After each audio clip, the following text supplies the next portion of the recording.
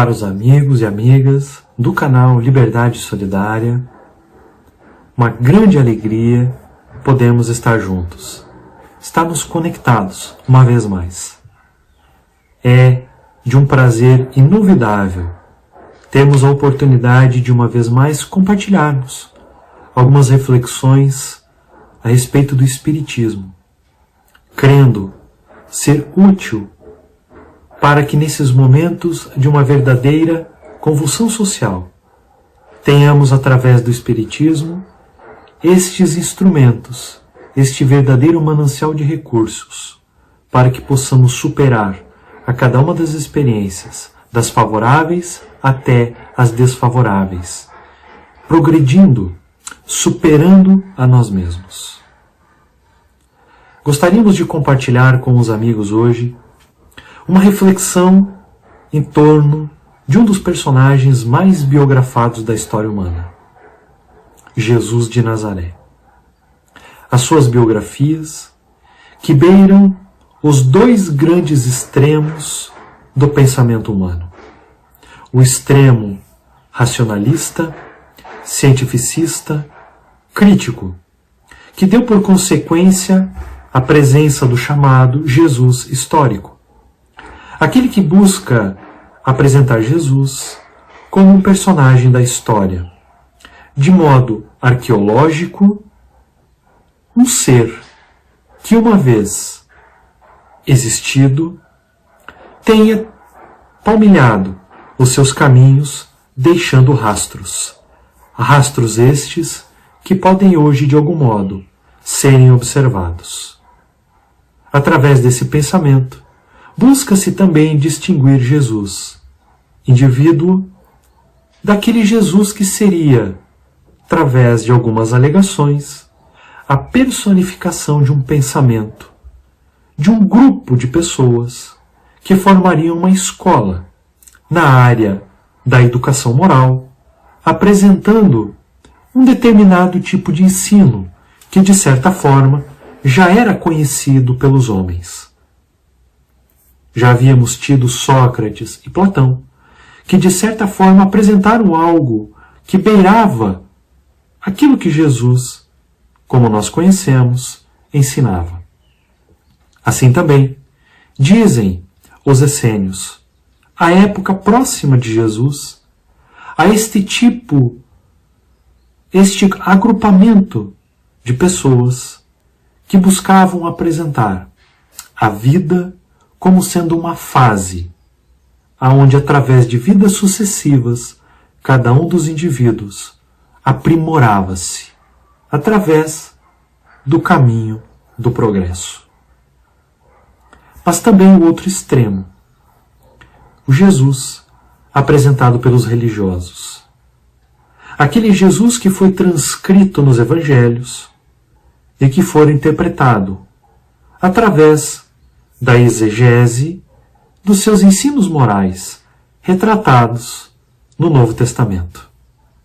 Aqueles que buscam enxergar em Jesus a expressão máxima da lei, a expressão máxima de ser filho de Deus, quanto cumpre a lei natural aqui, no planeta Terra. Esses dois grandes extremos, Jesus é apresentado até hoje para nós na humanidade. Mas Jesus é apresentado dos mais diversos modos dentro desses dois extremos. Por exemplo, se nós tivéssemos a oportunidade de perguntar a Flávio Joséfo, que era um historiador daquele século posterior à crucificação de Jesus, ele apresentou nas suas anotações históricas de que Jesus foi um nazareno de cultura, de criação, uma vez que ele era judeu de nascimento, já que ele nasceu numa cidade chamada Belém, na Judéia, às proximidades de Jerusalém, e que por seus pais terem a cultura nazarena, e uma vez que ele tenha desenvolvido-se desde criança na cidade de Nazaré, ele seria conhecido como Jesus de Nazaré. aquele a quem os seus seguidores o chamou de Cristo. Cristo no grego, Christos, ou entre a cultura hebraica da época, o Meshiá, o Messias. Mas se perguntássemos a outro historiador, muitos séculos depois, Ernesto Renan, ele irá nos apresentar logo num primeiro momento Jesus como um ser refutável. Alguém que não poderia ser crido a não ser por aqueles religiosos que seriam insensíveis à realidade material que estavam vivendo e teriam em Jesus uma fuga emocional das dificuldades mundanas. Depois de Jesus tendo sido apresentado pela sua própria irmã, Ernesto Renan apaixona-se pelos escritos, pelos ensinos, e passa a biografar Jesus de um modo bastante particular. E chega a dizer que Jesus de Nazaré foi tão grande, tão grandioso, que não coube na história. Teve que dividir a história antes e depois do seu nascimento. Mas Jesus também foi apresentado de outros modos. Para um protestante, escritor, emérito literato, Anak, Jesus apresentado no Evangelho de Lucas deveria ser considerado a obra-prima da literatura humana, pela estrutura literária deste evangelista e como ele apresentou a grandeza de Jesus em palavras.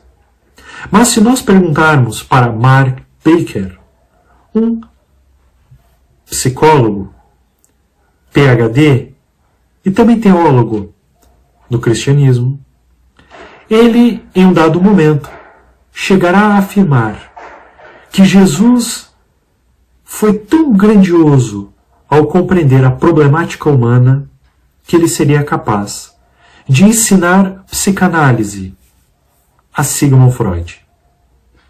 Mas se nós perguntarmos também a outros pensadores, Jesus será apresentado de acordo como cada um dos corações vê o mundo.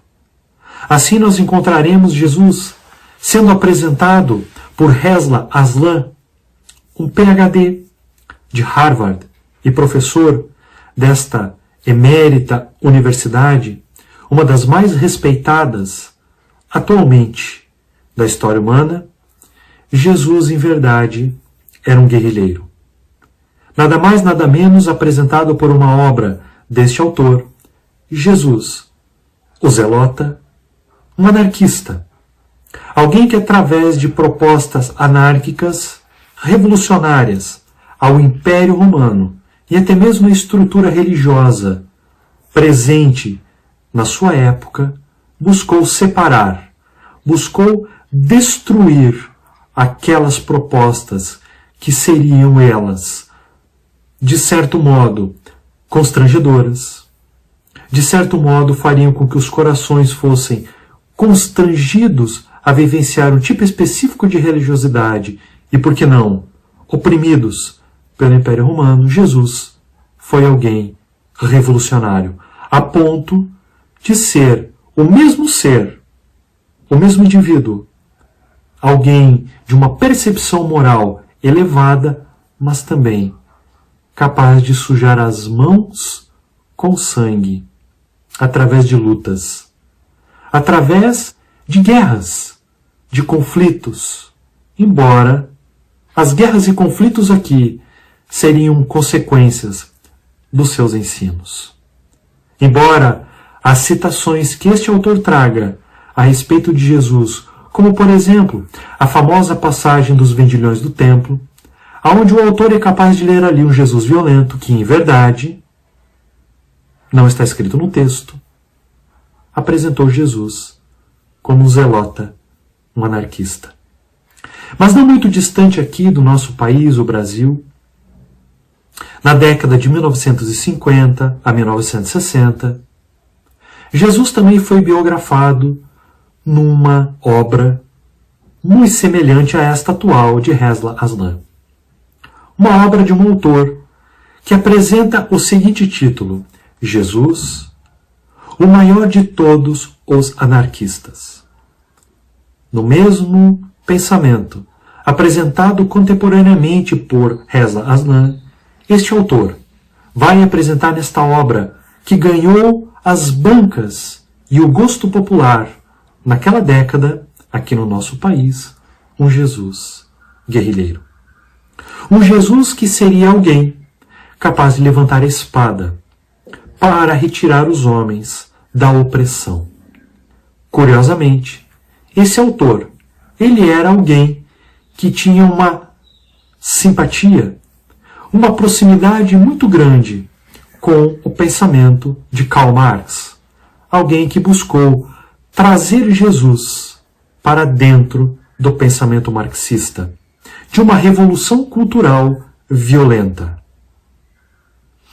Mas Jesus também foi biografado de outros modos.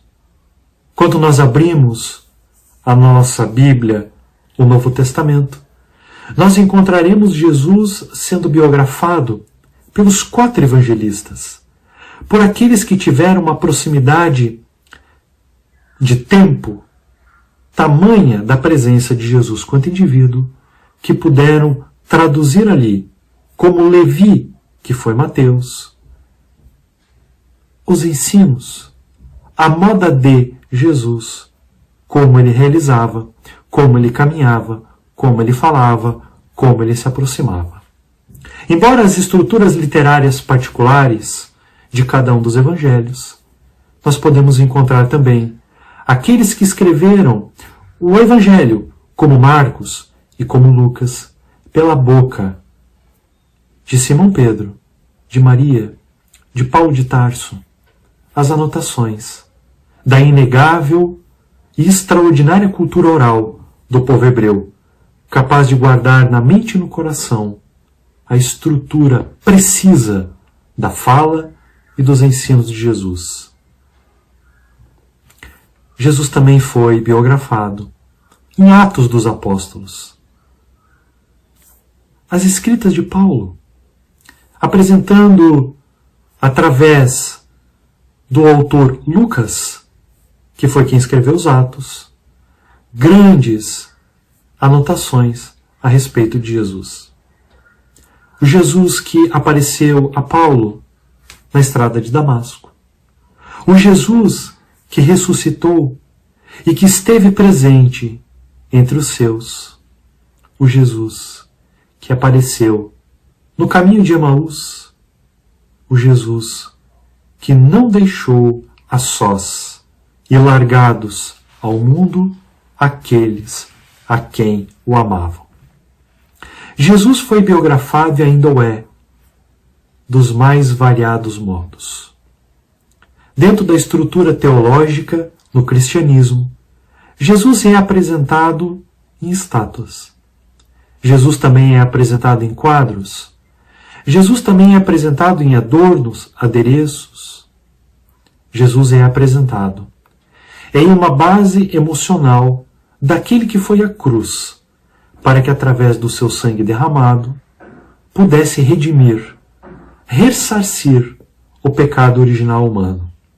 Como se Jesus, um indivíduo, pudesse, através de um comportamento, por mais sofrido e doloroso que foi a cruz, ter subvertido a lei de responsabilidade do livre-arbítrio, que cabe a cada um de nós respondê-la pelas nossas próprias ações, ter com as suas mãos terceirizado a recuperação, a reestruturação, a rearquitetura moral de cada um dos indivíduos, suprindo os erros pretéritos. Jesus também foi apresentado dentro da Santíssima Trindade, que ora confunde-se com o próprio Pai, ora com a própria ação. Mas se nós olharmos para dentro do nosso coração, Jesus também é apresentado de um modo bastante particular. Cada um de nós sente e experimenta Jesus de um modo. Cada um de nós conversa, dialoga com Jesus de um modo particular. Cada um de nós é capaz de sensibilizar-se com a presença inegável de Jesus na nossa vida de um modo particular. Cada um de nós tem na nossa mente uma visão do rosto, da face, do olhar, dos gestos de Jesus, como se ele pudesse e estivesse de fato naquela hora compartilhando sua presença física junto de nós. Talvez uma imagem que pouco ou muito assemelhe-se à imagem apresentada por Constantino depois que venceu naquela grande batalha sobre a Ponte Milvia o general Maxêncio, acreditando a Jesus, ele, Constantino, que era adorador de Júpiter no Capitólio, acreditando a Jesus a vitória sobre Maxêncio. Conta a história que na noite anterior teria visto ele, num sonho, o símbolo de uma cruz no céu, e com uma descrição, in hoc signo vinces, que em latim significa, com este símbolo, vencerás.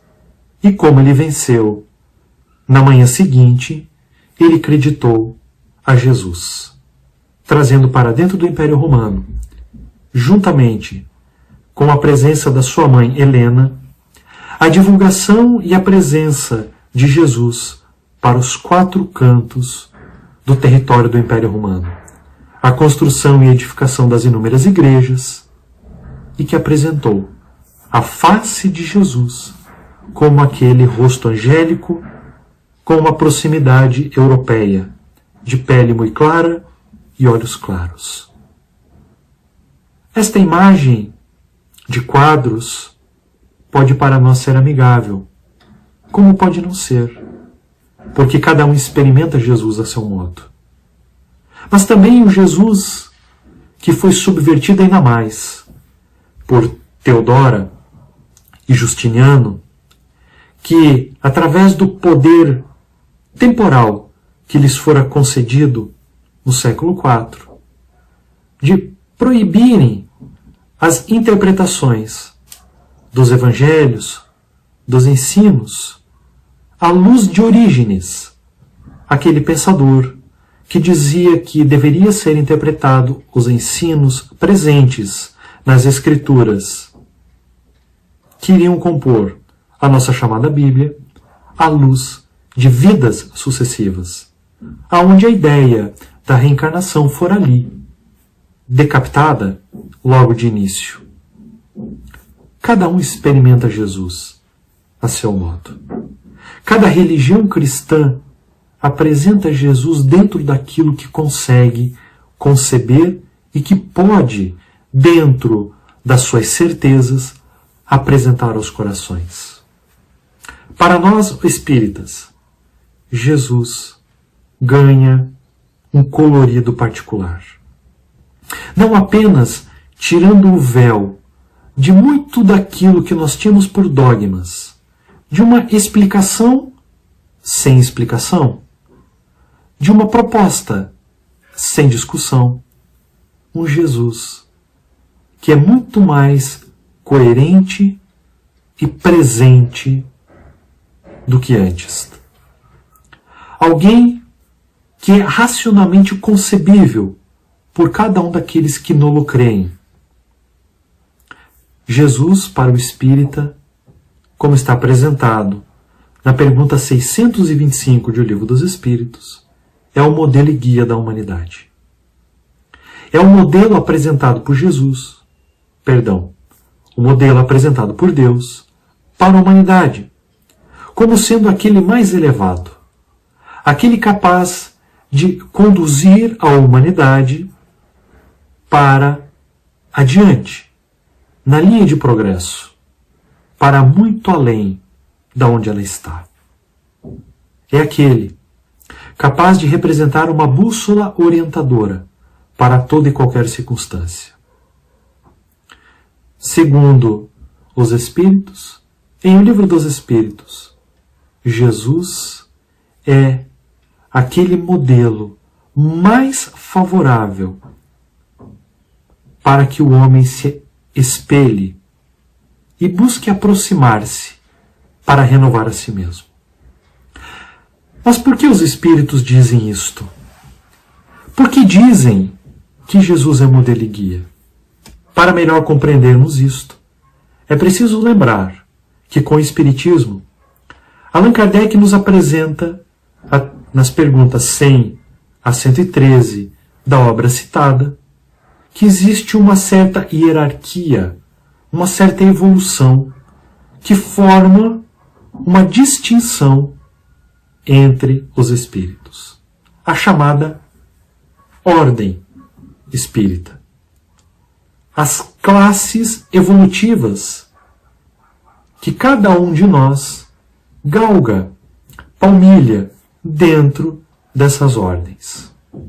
De um modo bastante geral, Allan Kardec apresenta 3 ordens que não são estritamente definidas, porque a mescla é tão grande entre elas que é sabido apenas pelo processo evolutivo uma vez conquistado pelo indivíduo. Apresenta nessas 3 ordens as características que separam a cada um de nós, aqui no planeta Terra, para Jesus. Demonstrando que Jesus será modelo e guia, porque ele superou, e muito, a isso que nós estamos vivenciando hoje, tanto de ordem racional, quanto de ordem moral. Apresenta Kardec ali que existem os espíritos de terceira ordem, que somos nós. Aqueles espíritos que sofrem a influência da matéria, mas que ao sofrerem a influência da matéria, não conseguem controlá-las. Ora sim, ora não. Na grande maioria das vezes, sucumbe diante da influência da matéria. Aqueles que sentem ciúme, mágoa, raiva, desprezo, desamor e etc. Todos nós temos, de certo modo, este tipo de sentimento em nós. O que nos caracteriza, espíritos de terceira ordem. Aqueles que sofrem a influência da matéria na moral. Não é a matéria que subverte a moral, como apresentaram alguns filósofos à época do Iluminismo. Não. As sementes da moral já estavam plantadas e depositadas no solo de nós mesmos.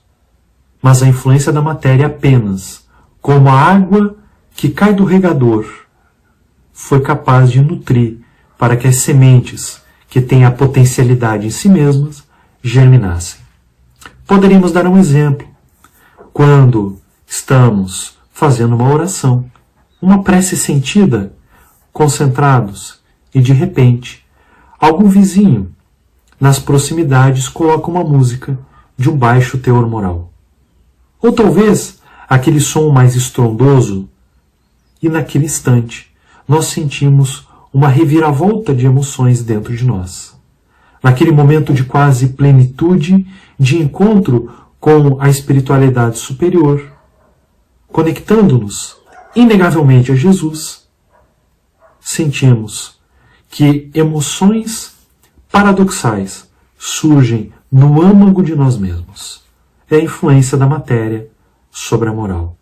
Assim como quando estamos dirigindo o nosso veículo e alguém nos atravessa à frente de um momento para outro e, depois daquele rápido ímpeto de um cuidado para que algo não acontecesse, ficamos embravecidos, raivosos. Há quem estapeie o volante do carro, há quem xingue e etc. Ou como quando, por fim, comemos em excesso. Estamos sentindo aquela fome louca e aí enchemos a barriga e depois, ao sentirmos a pressão da indigestão, dizemos a nós mesmos: eu não posso mais exagerar tanto assim, não farei mais. A influência da matéria sobre a moral. Somos espíritos que ainda não conseguimos controlar, como nos vai nos apresentar Allan Kardec mais adiante, em O Livro dos Espíritos, dizendo que isto é paixão. As paixões. A influência da matéria sobre a moral. aonde a matéria ela é capaz de engrandecer, traduzir esta impressão a tal ponto de sentirmos e de ter sobre ela a rédea diretora. E aí os espíritos apresentam uma resposta simples, que a paixão, esta influência da matéria, é como um corcel, que quando bem governada, ela é útil, mas quando ela é desgovernada, ela começa a causar consequências imprevisíveis para o indivíduo e para todos aqueles à sua volta. Somos espíritos de terceira ordem, mas há também os de segunda ordem, que são chamados os bons espíritos, aqueles que já dominaram a influência da matéria sobre a moral. Aqueles que sofrem a influência, mas dominam, sabem conduzir. Não importa a experiência, não importa a dificuldade. Uma vez que aquilo acontece, é capaz de dominar. E é importante que seja dito, o dominar não significa sentir. Acolher aquilo que sente, dominando, fazendo com que seja uma alavanca propulsora de autodomínio para que possam dar um passo a mais na linha do progresso. Nós, espíritos de terceira ordem, ainda precisamos das expiações, dos resgates de débitos passados, para também nos reajustarmos à lei das missões, das provas, para evoluirmos. Os espíritos de segunda ordem precisam apenas das missões e das provas. Essas expiações já não fazem mais parte do seu quadro evolutivo, ao qual eles podem escolher situações das mais difíceis para que sirvam de modelo para nós. Já os espíritos de primeira ordem, os chamados puros espíritos, são aqueles que não apenas dominaram a influência da matéria, como que já não recebem qualquer tipo de influência da matéria. Isto é, eles sabem controlar a tal ponto a influência da matéria que, através do seu próprio pensamento, eles imprimem movimento na matéria. Eles são capazes de estruturar a complexidade da matéria. Eles são capazes de traduzir o pensamento numa ação material. Esses espíritos puros, eles estão tão distante de nós na evolução, mas tão distante de nós na evolução, que mesmo que por um momento, por uma ordem do Altíssimo, de Deus, eles venham a tomar por um curto espaço de tempo um processo que é chamado de encarnação. Não é reencarnação, é encarnação, que é uma fase no corpo, isto é, uma vida, como nós estamos agora. Toda e qualquer influência, eles são equilibrados, são capazes de dominar, e eles não caem, são infalíveis.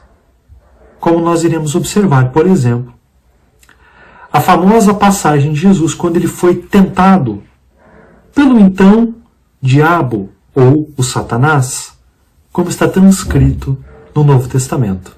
Aquela tentação nada mais é do que uma apresentação de uma parábola, de uma história, de uma estrutura moral, já que Jesus, como sendo um espírito puro, estando encaixado nesta ordem, ele não sofreria essas tentações.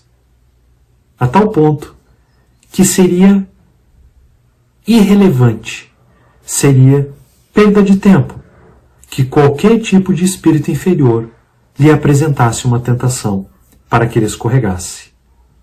Jesus é tão distante de nós na evolução, tão distante de nós na evolução, que dizem alguns espíritos que Jesus é o grande construtor do planeta Terra. Aquele que recebeu a outorga de Deus para que, com a explosão de uma estrela, formando uma nebulosa, a chamada nebulosa solar, o protossol, que com o tempo formaria a nossa estrela central, o Sol, essa ejeção de massa de poeira cósmica, através do pensamento almo insondável e elevado, foi capaz de aglomerar em um ponto no espaço uma atração para que a poeira ali se aglomerasse e com o tempo uma esfera surgisse. O planeta Terra. Portanto, ele é o grande educador da Terra.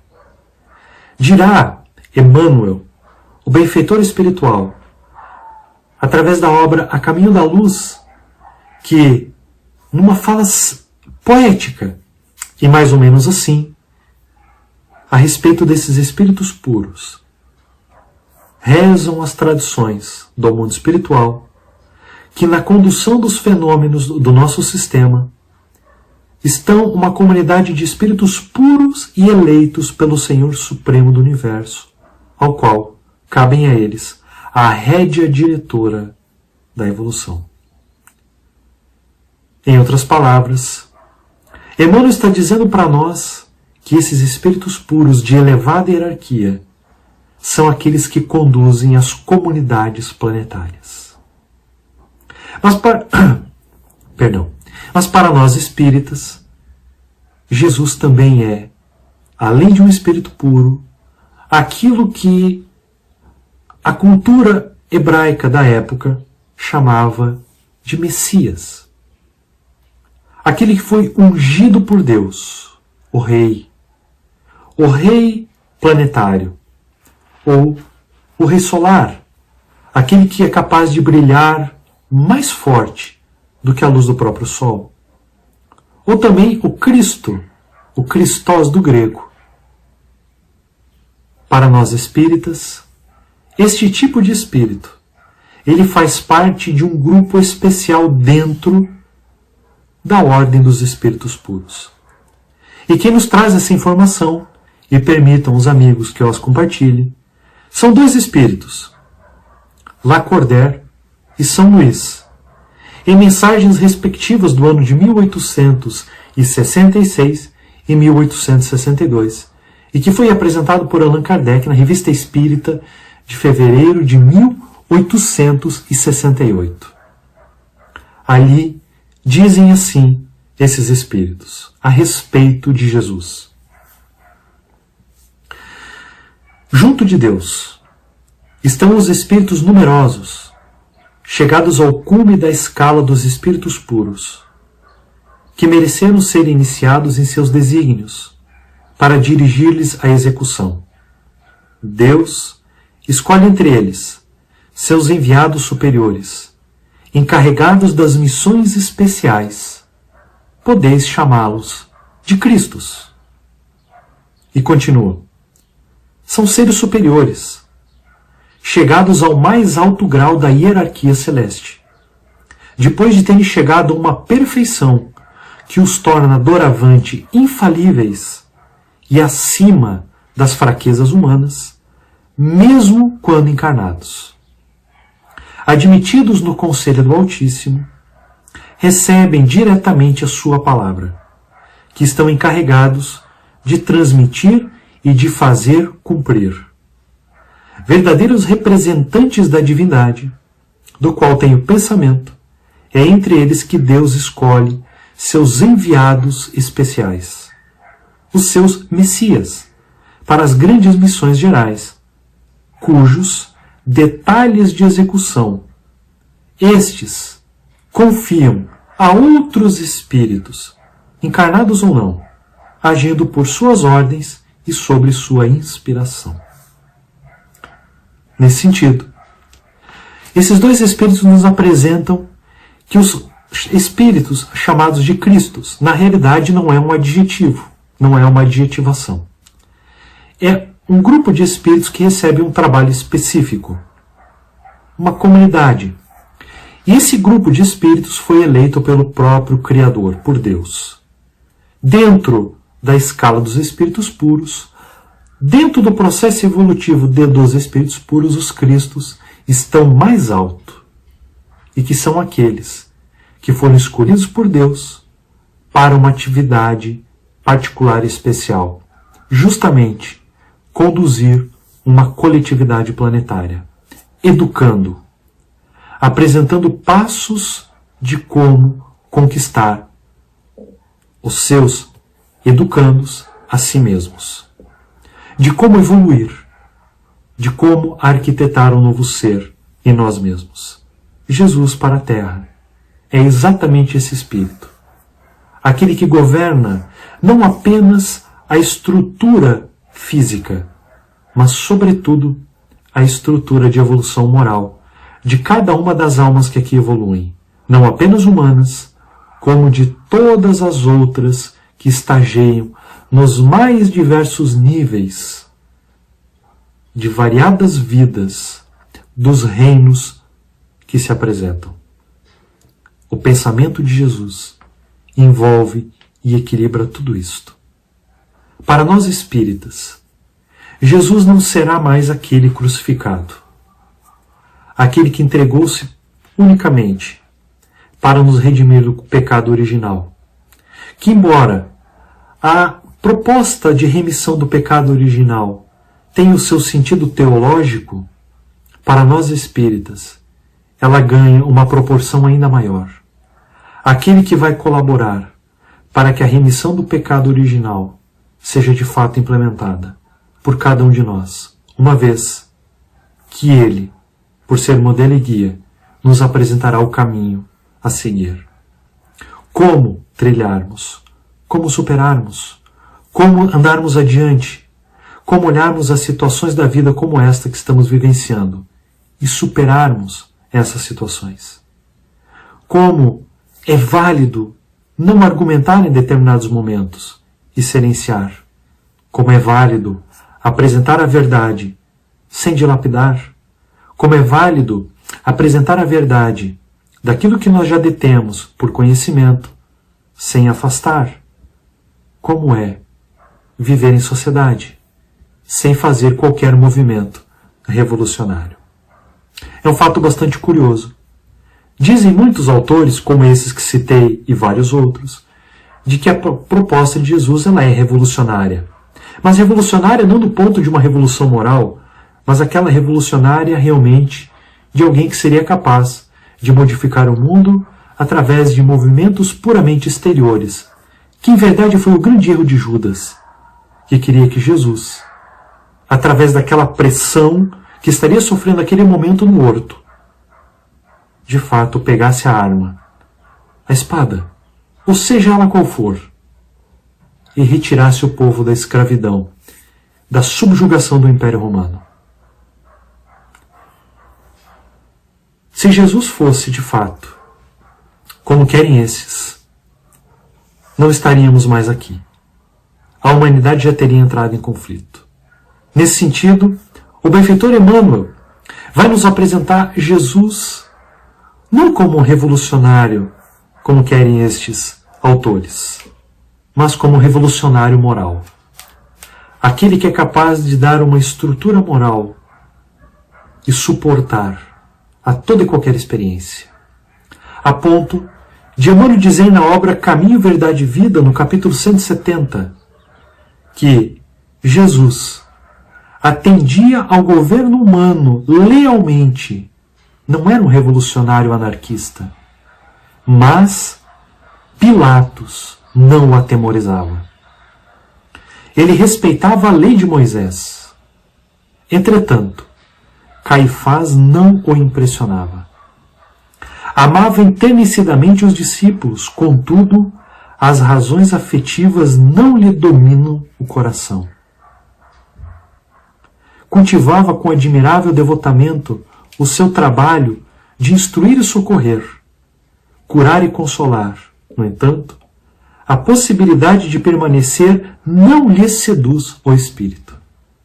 O ato de Judas não lhe arranca maldições. A ingratidão dos beneficiados não lhe provoca desespero. O pranto das mulheres de Jerusalém não lhe entibia o ânimo firme. O sarcasmo na multidão não lhe quebra o silêncio. A cruz não lhe altera a serenidade. O Império Romano ruía a época de Jesus na corrupção. A corrupção que nós estamos vendo hoje acontecia de um modo plausível à época e de um modo tão grande e tão enraizado que o próprio Império Romano estava ruindo na corrupção. E Jesus não lutou como revolucionário contra o Império Romano.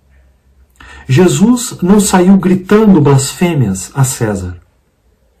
Jesus foi alguém que mostrou que é possível, sim, cumprir os deveres humanos, respeitando as leis, mas não sendo subjugados por ela, buscando modificá-las através de ações mais edificadas. É por essa razão que Jesus, quando lido como um guerrilheiro, um anarquista, revolucionário, em várias passagens, como por exemplo a citada dos vendilhões do templo, ela se perde nas próprias bravatas de proposições. Porque se Jesus, por exemplo, tivesse feito uma rebelião, um movimento revolucionário social, como querem, dentro do templo de Jerusalém, aonde a poucos metros a Torre Antônia, que guardavam as milícias do Império Romano, milhares de soldados. Os próprios soldados do templo teriam-no, naquela mesma hora, o prendido e, quiçá, nos próximos dias, crucificado. Assim, Jesus mostra para todos nós que é possível vivenciar e reestruturar a sociedade, ético-moralmente falando, respeitando a cada um dos deveres, a cada um dos direitos, sobretudo, que nós detemos. Que nós podemos, sim, nos melhorarmos, respeitando-nos e respeitando os nossos irmãos, compreendendo que as dificuldades que nos são inerentes podem também ser maiores ou menores às dificuldades inerentes àqueles que estão à nossa volta. Que se uma vez que nós compreendemos Jesus a este ponto, como um grande educador, como o maior de todos os amigos, aqueles que ainda não o veem assim, precisam ser educados, não de modo dogmático, imposto, mas lendo Jesus na conduta daquele que o conhece. Jesus espera, certamente, que nós sejamos maleáveis aos seus ensinos, uma vez que ele, como Espírito puro, aquele que conhece todo o andamento do caminho que nós iremos fazer no futuro, mais ou menos distante desse caminho do progresso, sabe as melhores propostas, sonda as melhores circunstâncias, as melhores experiências, para que possamos superar de modo correto a cada um dos defeitos, a cada cada uma das instabilidades que detemos em nós, para que, uma vez superados essas influências da matéria, a pouco e pouco, possamos também superar a todas as demais propostas. Mas iniciando, sobretudo, das mais pequenas, das mais íntimas, porque todo movimento exterior, em verdade, é uma gota que derramou do copo, que já estava pingando há muito. E cada uma dessas gotas representa a esses movimentos telúricos, convulsivos, emocionais, que ainda têm guarida nos nossos corações. Uma vez que o Espiritismo nos apresenta Jesus a este ponto, todas aquelas interpretações anteriores que eu citei são plausíveis. São plausíveis e não precisam ser apontadas como errôneas, pelo contrário, porque cada um experimenta Jesus ao seu modo, e todos eles um dia compreenderão Jesus na sua plenitude. Cabendo a nós, uma vez que compreendemos Jesus por modelo e guia, aquele Espírito capaz de nos guiar nas mais diversas circunstâncias da vida, também a mostrarmos para o outro, também a compreendermos essas dificuldades e esperarmos que logo mais eles venham a biografar Jesus neles próprios de um modo superior. Jesus não nos quer mais como biógrafos, certamente. Jesus quer como cartas vivas. Cartas vivas porque cartas vivas falam no silêncio da palavra e são estrondosos, em movimentos sutis, sensíveis e que não espantam, mas que são capazes de manter a várias relações sociais, profissionais, religiosas ou não, uma humanidade cada vez melhor e mais bem estruturada. Nesses dias onde nós estamos vendo uma verdadeira dor dilacerando o coração coletivo, todos nós que conhecemos Jesus devemos apresentá-lo como sendo o grande médico das almas. Por essa razão, uma das mensagens que ele, Jesus, escreve para os espíritas e nos foi dado por Allan Kardec está presente na obra Evangelho segundo o Espiritismo, capítulo 6, o Cristo Consolador, quando esse espírito assina com o nome La Vérité, em francês a verdade, o Espírito de verdade, o próprio Jesus, a dizer que ele é o grande médico das almas. O grande médico, porque médico é aquele que conhece a doença, que sofre o seu paciente, que sabe aonde e quando e como o paciente deverá recuperar-se, que sabe prescrever o medicamento correto e que sabe também apontar o jeito certo do período de convalescença, de como reequilibrar-se para volver à vida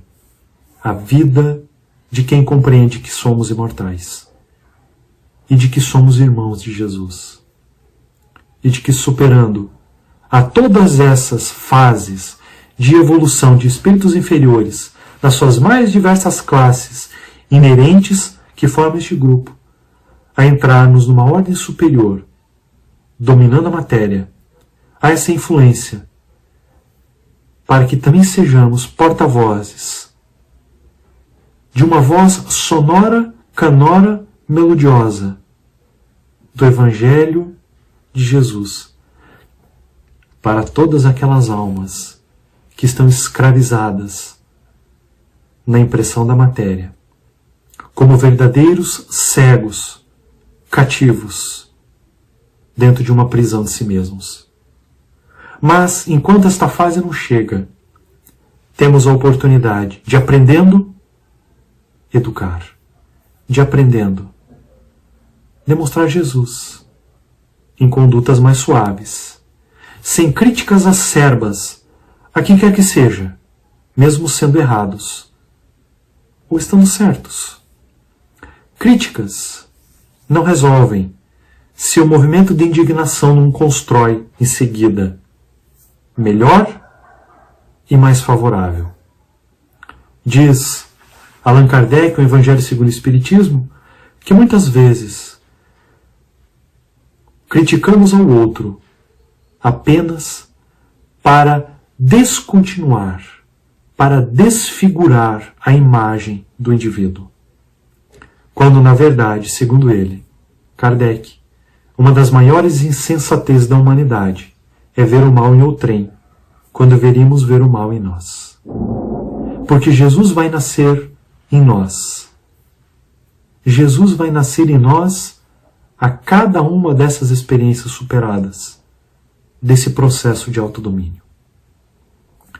Um Jesus que pode ter uma imagem diferente para cada um. Um Jesus que não precisa estar numa estátua e que não precisa de movimentos específicos e severamente observados para tê-lo como amigo, como alguém de presença ao nosso lado. Uma vez que um espírito de tamanha pureza é capaz de sondar a evolução de todos, certamente ele nos conhece individualmente.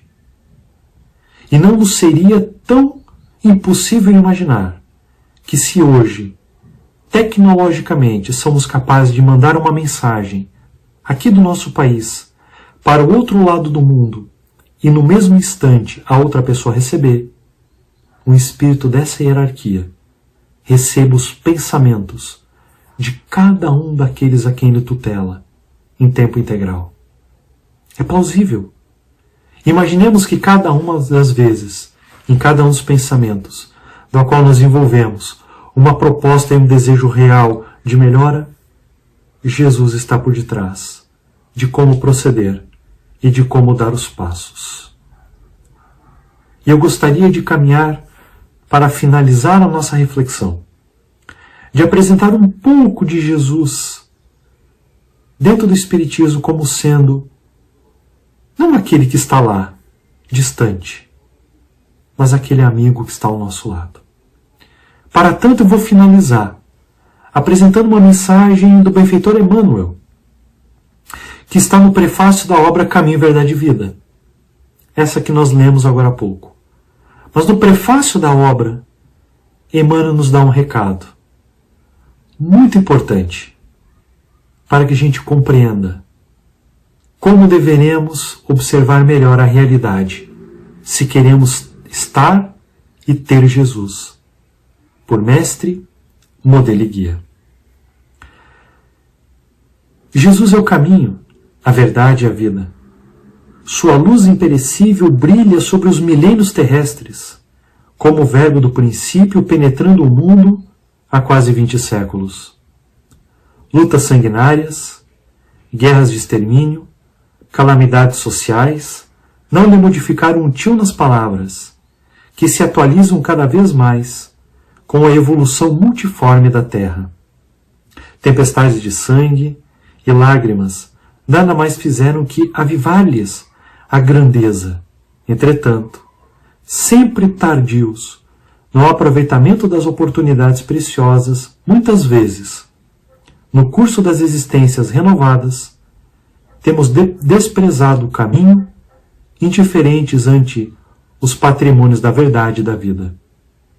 O Senhor, contudo, nunca nos deixou desamparados. E mais adiante diz Emmanuel, a lição do Mestre, além disso, não constitui tão somente o impositivo para os mistérios de adoração.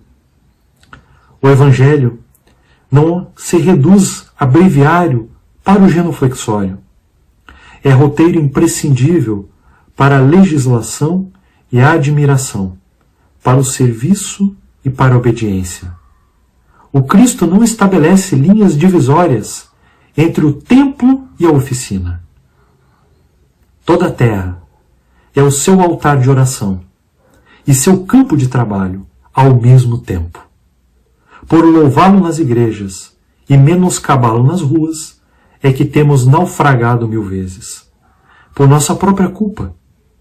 Todos os lugares, portanto, podem ser consagrados ao serviço divino. Muitos discípulos, nas várias escolas cristãs, entregaram-se a perquisições teológicas, transformando os ensinos do Senhor em relíquia morta dos altares de pedra.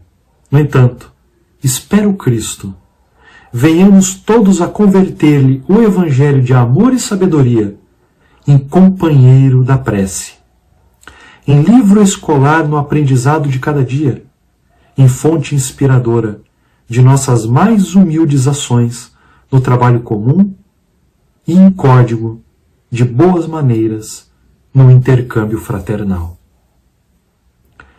Se Jesus há 2000 anos era pouco conhecido, mesmo depois de todas as extravagâncias humanas que quase aniquilaram os seus ensinos, Jesus é mais conhecido e está mais na boca do povo hoje do que há 2000 anos atrás.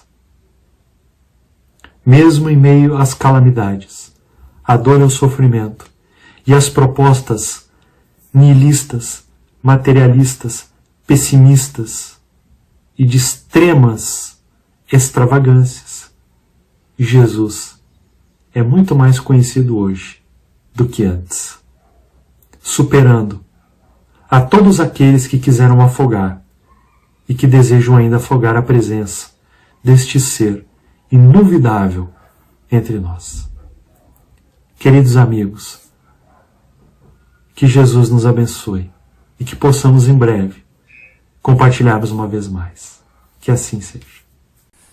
O programa Vinha Espírita é exibido no canal Liberdade Solidária, sempre aos domingos, no horário das 20 horas. Se você gostou de algum dos nossos vídeos, não esqueça de deixar o seu like. E se desejar, faça seus comentários sobre a nossa programação.